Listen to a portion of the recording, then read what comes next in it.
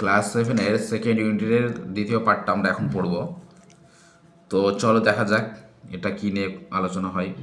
Every little stone, প্রতিটা ছোট ছোট পাথর, that you see lying in the road, যেটা তুমি দেখতে পাও রোডের পড়ে থাকতে, রাস্তায় পড়ে থাকতে, ওয়ার ওয়ান দ্য মাউন্টেন, বা পাহাড়ের ওপর পড়ে থাকতে, সাইড মাউন্টেন সাইড, পাহাড়ের পাশে, may B a little page, এটা একটা ছোট ছোট পৃষ্ঠা হতে পারে, ইন নেচার্স বুক, প্রকৃতির বইয়ের, and may be able to tell you something, এবং এটা কোনো কিছু বলে তোমাকে। কি বলে? ইফ ইউ ওয়ানলি নিউ, যদি তুমি জানতে, হাউ টু রিড ইট, এটা কিভাবে পড়তে হয়। অর্থাৎ প্রকৃতিতে যে পাথরগুলো, ছোট ছোট পাথরগুলো পড়ে থাকে রাস্তার ধারে বা পাহাড়ের ধারে, সেগুলো কিন্তু প্রকৃতির ছোট ছোট একটা পৃষ্ঠার মতো। সেগুলো যদি তুমি পড়তে জানো তাহলে সেটা তোমাকে অনেক তথ্য দেয়। এটা সারাংশ। To be able to read any language, কোনো ভাষা পড়তে সক্ষম হবে তখনই যখন, যেমন ধরে নাও তুমি হিন্দি আর উর্দু আর ইংলিশ, হিন্দি উর্দু ইংলিশ এই ভাষাগুলো তুমি পড়তে সক্ষম হবে। You have to learn its alphabet, তখনই যখন তুমি এটার বর্ণমালাগুলো পড়বে ভালো করে। So also you must learn the alphabet of nature, একইভাবে তোমাকেও প্রকৃতির যে বর্ণমালা সেই বর্ণমালাগুলোকে পড়তে হবে। বিফোর ইউ ক্যান রিড, কখন জানতে হবে? কোনো কিছু পড়ার আগে, প্রকৃতির কোনো ভাষা, প্রকৃতির কোনো বিষয় জানার আগেই তোমাকে পড়তে হবে। আর স্টোরি, সে যে পৃথিবীর তোমার ওই বিষয়গুলোর স্টোরি, গল্প, in her books, in her, এই হার বলা হচ্ছে পৃথিবীকে, হ্যাঁ, পৃথিবীর বইয়ে, প্রকৃতির যে বই, প্রকৃতির বইয়ের পৃষ্ঠায়, অফ স্টোন অ্যান্ড রক, পাথরে, ইভেন নাও পারহ্যাপস, এমনকি এখনও সম্ভবত, ইউ নো, জানো, a little how to read this, অল্প অল্প জানো কীভাবে এটা পড়তে হয়। If you see a little round shiny pebble, তুমি যদি দেখো একটা ছোট্ট গোলাকার চকচকে নুড়ি, does it not tell you something, এটা কি কোনো কিছু তোমাকে বলে না? অবশ্যই বলে। How did it get round and smooth, এটা কিভাবে গোল হলো এবং এত চকচকে হলো, এত মসৃণ হলো, and shiny, without any corners, কোনো ধার নেই, প্রান্ত নেই, আর রাফ এজেস, বা কোনো খড়খড়ে ধার নেই।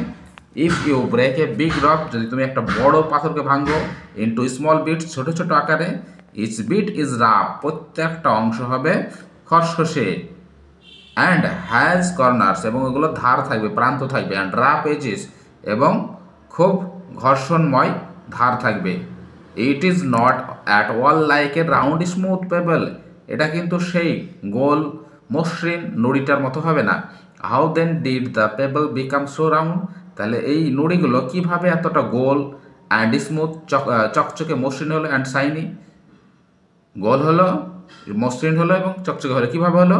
ইট will tell you its story, এটা তোমাকে এটার গল্প বলে। কীভাবে?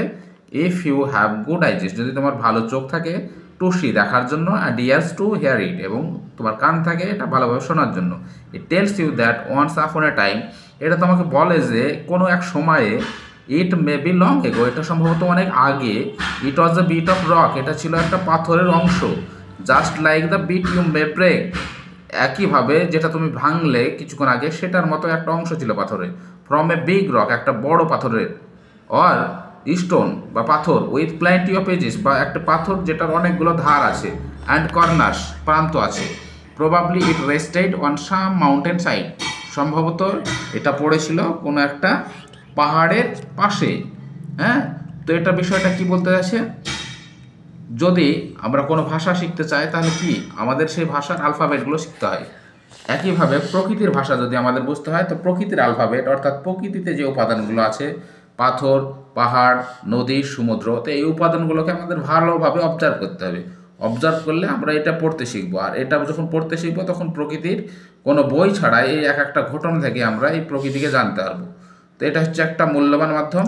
তো যে পাথর যেটা থাকে আমরা বালির সাথে পাই, সেটা কিন্তু খুব চকচকে, মসৃণ এবং গোলাকার হয়, খুব ভালো লাগে, বাচ্চারা নিয়ে খেলে।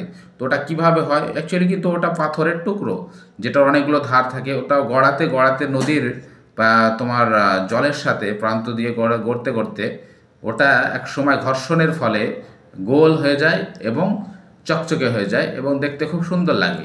তো ওই জিনিসটা বালির সাথে যখন আসে আমাদের স্থলভাগে, তখন ওটা নিয়ে বাচ্চারা খেলে। তো এইভাবে একটা পেবল খুব সুন্দর, স্মুথ, শাইনি অ্যান্ড রাউন্ড হয়। তো থ্যাংক ইউ এভরিওয়ান। ক্লাস 7-এর এটা সেকেন্ড ইউনিটের প্যারাগ্রাফ 2 কিছুটা অংশ আমরা পড়লাম। সকলকে ধন্যবাদ ধৈর্য ধরে শোনার জন্য। Please like and subscribe my channel.